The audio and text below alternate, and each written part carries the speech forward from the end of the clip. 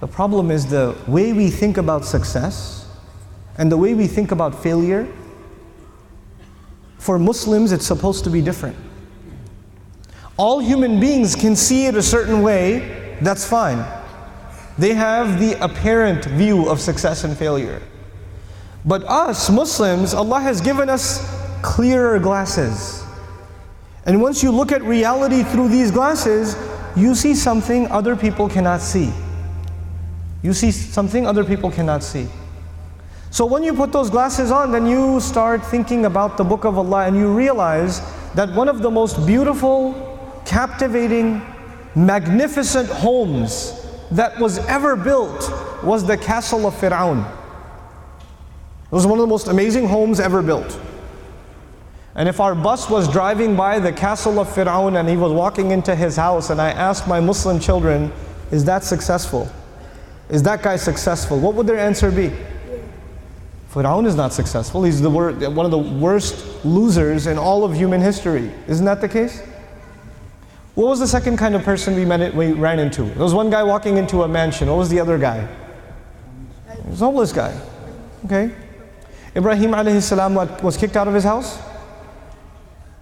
He was told to leave the house. So he's homeless.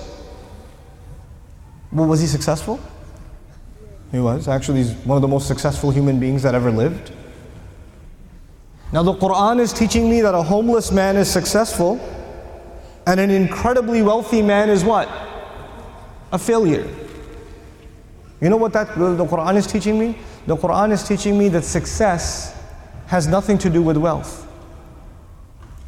And failure has nothing to do with poverty. Success and failure are different concepts for us than they are for everybody else. Some of you want your children to get a good education. I want you to think about this. The parents here, you want your children to get a good education. Why do you want your children to get a good education? Because you want them to be successful. Isn't that the case? You want them to get a job. You want them to get a good career. You want them to have a good life. You don't want them to rent an apartment. You want them to buy a house.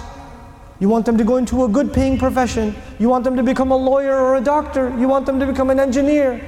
You know, this is what you want for your kids. You want them to have a good life.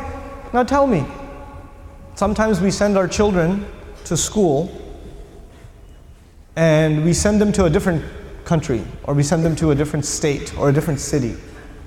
And even before our children left our home to go to these schools, you already notice that they are starting to disobey you. They're becoming disobedient to you. They're becoming less and less and less mindful of their prayer. And you're thinking in the back of your head, maybe if they go to college in a different city, that things are going to get worse. They're going to become even more rebellious, even more independent, even more careless. But then you think to yourself, but if they don't go to college in a different city, they're not going to succeed.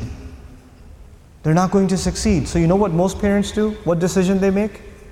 Let them go. Let them go. Then 4 years go by, and then I get the email. I get the email, my child doesn't talk to me.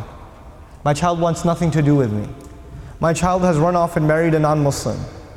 My child tells me that he doesn't believe in Islam anymore, or whatever.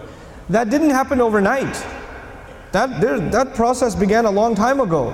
But you know what? Even the concerned Muslim parent, maybe they didn't think about success and failure for themselves and for their child clearly enough to make the right kinds of decisions.